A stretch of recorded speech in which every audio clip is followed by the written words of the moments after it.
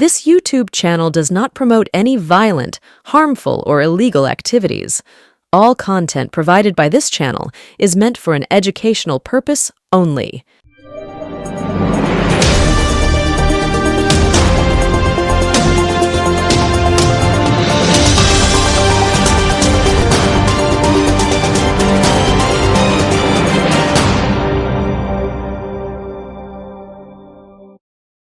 এই শীতেও বাজারের হাওয়া নাকি গরম, ভীষণ গরম।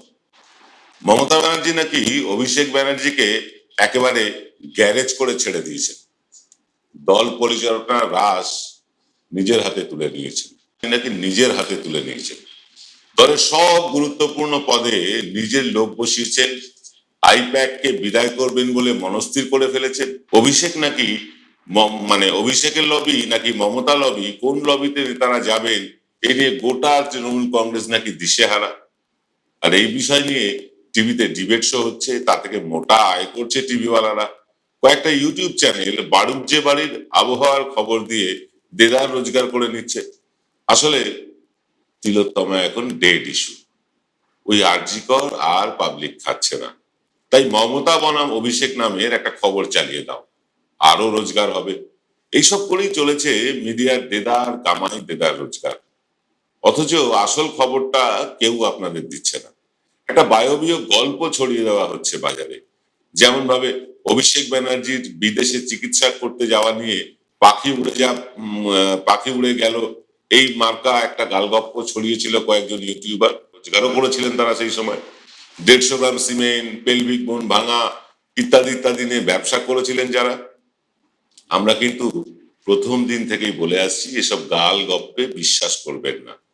যারা আমাদের চ্যানেল নিয়মিত দেখেন তারা বুঝেছেন আমরাই সঠিক সময়ে সঠিক তথ্যটা দিয়েছিলাম। আজও সেই রকম কিছু সঠিক তথ্য আপনাদের কাছে তুলে দেবো আজকের এক্স ফ্যাক্টরে। আধ্যাত্মিক ঈশ্বরীয় বিশ্ববিদ্যালয়, এখানে গীতার জ্ঞানের দ্বারা আত্মার পড়াই পড়ানো হয় এবং রাজযোগ শেখানো হয়। নিরাকার শিব পরমপিতা পরমাত্মা সাকারে এসে গেছেন 1936 সালে বিশ্ব পরিবর্তনের 100 বছরের জন্য। নতুন সত্যযুগের স্থাপনা এবং পুরনো কলিযুগ বিনাশ হতে চলেছে। আপনারা সবাই এই জ্ঞান গ্রহণ করুন সম্পূর্ণ বিনামূল্যে। যোগাযোগ করুন 9007162175 এই নাম্বারে। মমতা বনাম অভিষেক, এরকম একটা অন্তঃসারবিহীন গল্প কেন ছড়ানো হচ্ছে আগে সেটা বোঝা দরকার। তার আগেও বোঝা দরকার মমতা ব্যানার্জি আর অভিষেক ব্যানার্জির মধ্যেকার কেমিস্ট্রিটাকে। অনেকেই জানেন না, আবার বহু লোকই জানেন। অভিষেক ব্যানার্জি আজ পর্যন্ত যতগুলো রাজনৈতিক সিদ্ধান্ত নিয়েছেন তার একটাও মমতা ব্যানার্জির অনুমোদন ছাড়া নেননি। যে যুব সংগঠন যে যুব সংগঠন তিনি ছিলেন, সেই যুব সংগঠনকে পরবর্তীকালে সাজানো হোক বা আইপ্যাককে নিয়োগ করা হোক কিংবা পঞ্চায়েত নির্বাচনের আগে নবজোয়ার যাত্রা করে সারা বাংলায় ঝড় তোলা হোক, মোদ্দা কথা তৃণমূলের জন্মলগ্ন থেকে আজকের এই দিন, এই মুহূর্ত পর্যন্ত সুপ্রিমো মমতা ব্যানার্জির কথা ছাড়া তৃণমূলের একটি পাতা আগেও নড়েনি, আজও নড়ে না, আর জোরের সাথে বলছি ভবিষ্যতেও নড়বে না যতদিন মমতা বন্দ্যোপাধ্যায় জীবিত আছে। লবি, অভিষেকের লবি, এরকম একটা আড়াআড়ি ভাগাভাগি আছে। তারা হয় মমতা বন্দ্যোপাধ্যায়কে ঠিক মতন চিনে উঠতে পারেননি, আর না হয় মূর্খের স্বর্গে বাড়িঘর বানিয়ে আস্তানা কেড়ে ফেলেছে। দায়িত্ব নিয়ে বলছি, একদম দায়িত্ব নিয়ে বলছি, এই ব্যাপারে একেবারে হাঁড়ির খবর আমি এবং আমার সহযোগী প্রসূন গুপ্ত ছাড়া কেউ আপনাদের দিতে পারবে না। একদম দায়িত্ব নিয়ে বললাম এই কথাটা। যারা এই বাড়ুজ্যে বাড়ির আবহাওয়া দপ্তর খুলে বসেছেন না, রোজগারের ধান্দায় মেতেছেন, তিনি যত বড় সাংবাদিক হন না কেন, অথবা জেল কেটে জামিন পাওয়া তথাকথিত এলিট বাবু সেজে থাকুন না কেন, তারা স্রেফ মিথ্যার বেশাতি করছে, স্রেফ মিথ্যা ছড়াচ্ছে, শুধুমাত্র পয়সা কামানোর ধান্দা। খুব দায়িত্ব নিয়ে বলছি, মমতা ব্যানার্জির সবচেয়ে বড় অনুগামীর নাম কি জানেন? অভিষেক ব্যানার্জি। মমতা ব্যানার্জিকে আর সবার মতো দিদি সম্বোধন করলেও অভিষেকের কাছে মমতা ব্যানার্জি তার গর্ভধারিণী মায়ের চেয়ে মোটেও কম নন। দলের মধ্যে মমতা ব্যানার্জির প্রতিটি কথা কেউ যদি অক্ষরে অক্ষরে পালন করে থাকেন, তাদের মধ্যে প্রথম সুব্রত বক্সী হন, দ্বিতীয় জন অবশ্যই অভিষেক ব্যানার্জি। চেষ্টা যতই হোক, ये फेविकॉल का जोड़ है, ছুটেগা নেই। তবুও অভিষেককে কখনো যুবরাজ, কখনো সেকেন্ড ইন কমান্ড, কখনো 26-এর মুখ্যমন্ত্রী বানিয়ে হয়তো অভিষেকের আনুকূল্য পাওয়ার একটা ভ্রান্ত প্রয়াস চালাচ্ছে কিছু মহল থেকে।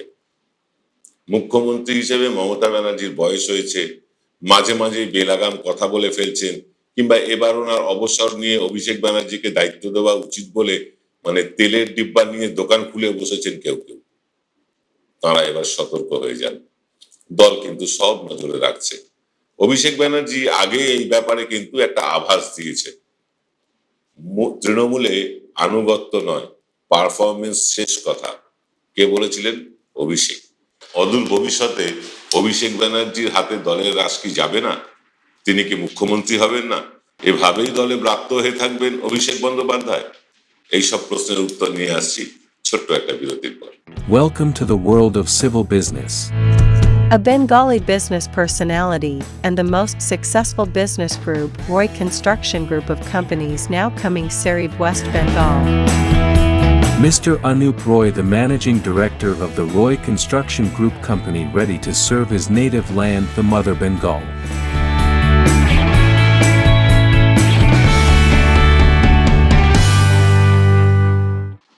ফিল্ম বিরতির পর আপনারা দেখছেন এনকে ডিজিটালের সান্ধ্য অনুষ্ঠান এক্স ফ্যাক্টর। অভিষেক ব্যানার্জি যে পদ নিতে চান না তা তিনি নিজেই জানিয়েছেন বিভিন্ন সাক্ষাৎকারে প্রকাশ্যে। তিনি সাফ জানিয়েছেন যে দলের সংগঠনে আরো বেশি মন দিতে চান তিনি। এখন প্রশ্ন ওঠা স্বাভাবিক, যেভাবে মমতা ব্যানার্জি সংগঠন সাজিয়েছেন সেখানে অভিষেকের লোকজন কোথায়? সেই তো সব পুরনো মুখ। এই প্রশ্ন কিন্তু ভুল নেই। মমতা ব্যানার্জি যেভাবে বিভিন্ন কমিটি গড়েছেন সেখানে আদি তৃণমূল নেতাদেরই আধিপত্য বেশি। তবে এখানে জেলা বা ব্লক স্তরের নেতা নির্ধারণ কিন্তু এখনো হয়নি। জেলা সভাপতি, ব্লক সভাপতি এখনো নির্ধারণ হয়নি। এটা দিয়ে রাখলাম মাথায় আপনাদের। ওদিকে মমতা ব্যানার্জি আইপ্যাকের কাজকর্ম নিয়েও কিন্তু বেশ অসন্তোষ প্রকাশ করেছে, প্রকাশ্যেই করেছে। ভালো করে চিন্তা করে দেখুন, সব কিন্তু এক সূত্রে বাঁধা। আসুন এবার সেটাই খোলসা করি। দেখুন, দলের যারা পুরনো কর্মীরা আছেন তারা প্রায় প্রতিটি জায়গা থেকে অভিযোগ আসছিল, অথচ তারাই এক সময় দল গড়েছে, জীবন বাজি রেখে লড়াই করে দুর্দণ্ড প্রতাপশালী সিপিএম কে সরিয়েছেন বাংলা থেকে। পরিবর্তনের কাণ্ডারি তো তারাই প্রায় সর্বত্র। কিন্তু কেন আর কিভাবে নব্যরা এত পাওয়ারফুল হয়ে গেল? এর মূলে আছে সেই আইপ্যাক। সেই আইপ্যাক তৃণমূল আইপ্যাককে নিয়োগ করেছিল দলের আভ্যন্তরীণ সমীক্ষা করতে এবং স্থানীয় স্তরে নেতাদের অ্যাক্টিভিটির উপর নজরদারি চালিয়ে দলকে একটা রিপোর্ট দিতে। উদ্ভাবনী কিছু কর্মসূচি এনে জনমানসে দলের একটা ইতিবাচক মনোভাব প্রতিষ্ঠা করতে আইপ্যাককে আনা হয়েছিল। দিদিকে বলো কর্মসূচি তাদের সবচেয়ে বড় এবং সবচেয়ে সফল একমাত্র কর্মসূচি। তারপরে আইপ্যাক সরাসরি নির্দেশ পাঠাতে শুরু করলো অঞ্চল সভাপতি বা ব্লক সভাপতি থেকে শুরু করে জেলা সভাপতি, বিধায়ক, এমনকি সাংসদদেরও। কাউন্সিলরকে জোর করে, মানে প্রতিটি কাউন্সিলরদের জোর করে টুইটারে অ্যাকাউন্ট খোলানো হলো। কর্মীদের বাড়ি রাত্রিবাস করা ইত্যাদি ইত্যাদি নির্দেশ নেতা থেকে কর্মীরা কর্মসূচির গুঁতোয় তখন দিশেহারা। কর্পোরেটাইজেশন করতে গিয়ে সমস্তটা ঘেটে যাওয়ার জোগাড় হয়েছিল তখন। আসলে যারা আদি তৃণমূল কর্মী তারা তৃণমূল করেন দুটো কারণে। এক, তাদের প্রধান এবং প্রথম একমাত্র আবেগ মমতা বন্দ্যোপাধ্যায়, আর দুই, তীব্র সিপিএম বিরোধিতা থেকে তারা তৃণমূলটা করে। সেই জায়গা থেকে আইপ্যাক একটা ভিন্ন অবস্থান নিল। দলকে মমতা নির্ভরতা থেকে মুক্ত করে কর্পোরেট স্টাইলে চালানোর একটা চেষ্টা করলো তারা। যারা দীর্ঘ লড়াই সংগ্রাম করে 2011-য় পরিবর্তন আনতে কেউ পুলিশের অত্যাচারের শিকার হয়েছে, কারোর জমি জমা চলে গিয়েছে, কেউ স্বজন হারা হয়েছে, দিনের পর দিন এলাকা ছাড়া থেকেছেন বহু বহু বহু মানুষ শুধু তাদের প্রিয় দিদিকে ভালোবেসে সব কিছু তারা সহ্য করেছেন। এটা তো বাস্তব সত্য, এটা তো অস্বীকার করা যাবে না। রাতারাতি তাদের সেই আবেগকে নস্যাৎ করে দিয়ে একটা ভাড়া করা কোম্পানির লোক ছড়ি ঘোরাবে, এটা তারা মেনে নেবেনি বা কেন? এত সুশৃঙ্খল দল কিন্তু তৃণমূল কখনোই ছিল না, আজও নেই। তাদের প্রিয় দিদিকে বাদ দিয়ে অন্য একটা কোম্পানির মাইনে করা কিছু হিন্দি ইংরেজিতে ফটর ফটর করা লোকজনের কথাই অক্ষরে অক্ষরে তারা মেনে নেবেন, এমন দল তৃণমূল ছিল না, নেই, আর আগামী দিনেও হবে না।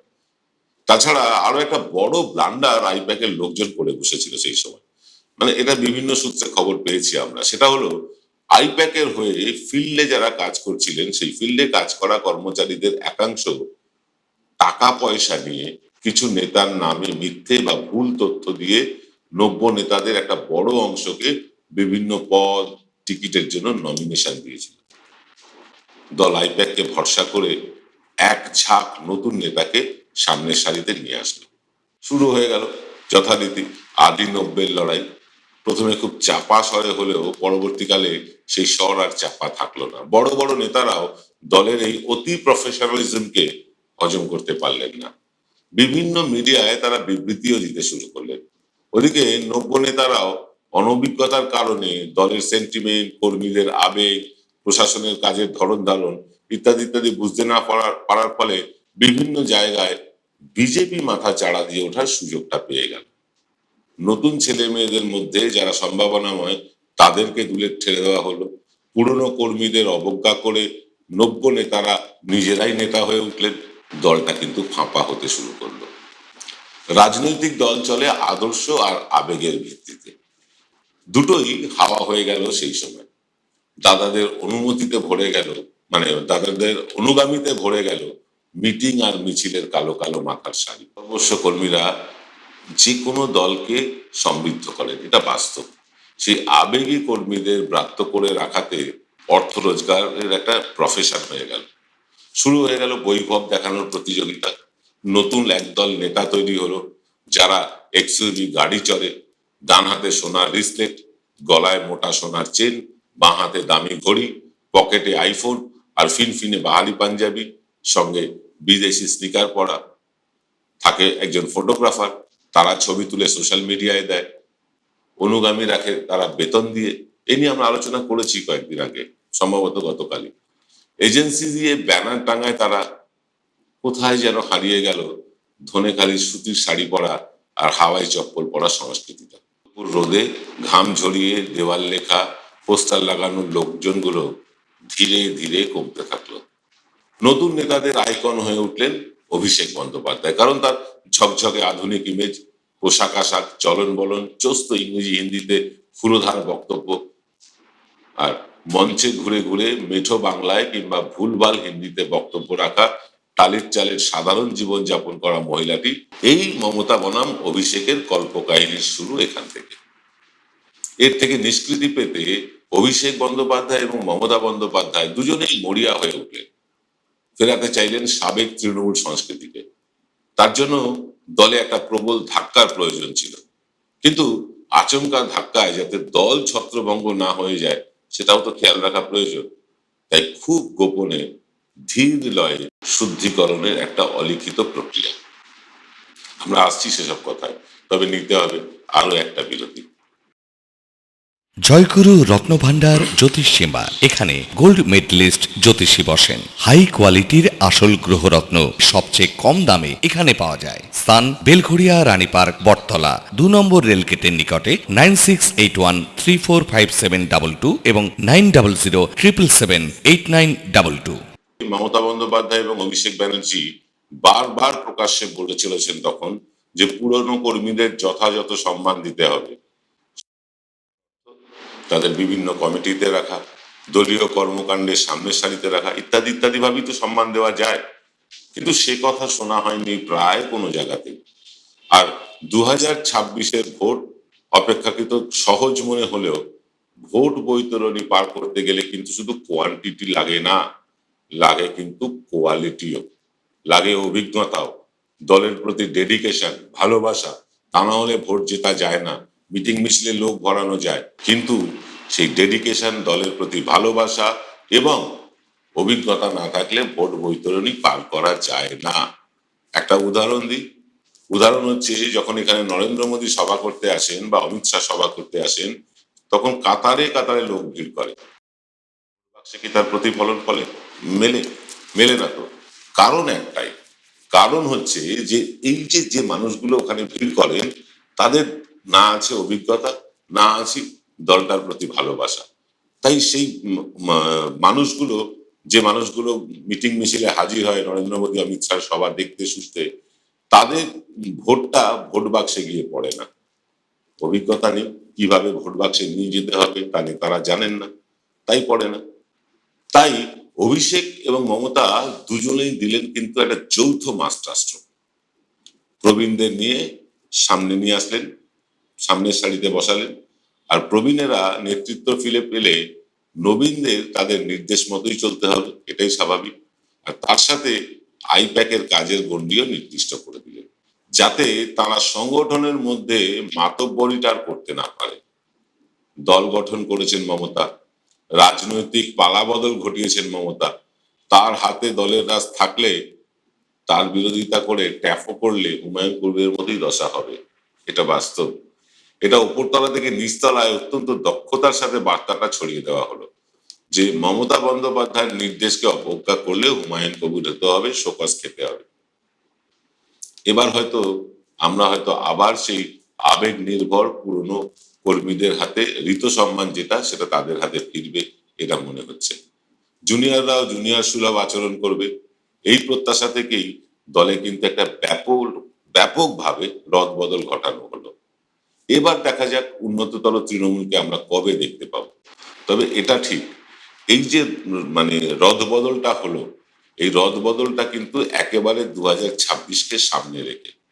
সেখানে তৃণমূলের যেমন কোয়ান্টিটি আছে, অর্থাৎ জনসমর্থন আছে, প্রচুর কর্মী আছে, কিন্তু ভোট মেশিনারি যদি পরিচালনা করতে হয় তার জন্য অভিজ্ঞদেরই সামনে লাগে।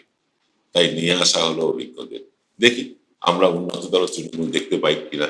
আর আপনারা চোখ রাখুন, আগামীকাল ঠিক সকাল 9টায় আমাদের আরো একটা নতুন এপিসোড দেখুন। সকলে ভালো থাকবেন, নমস্কার।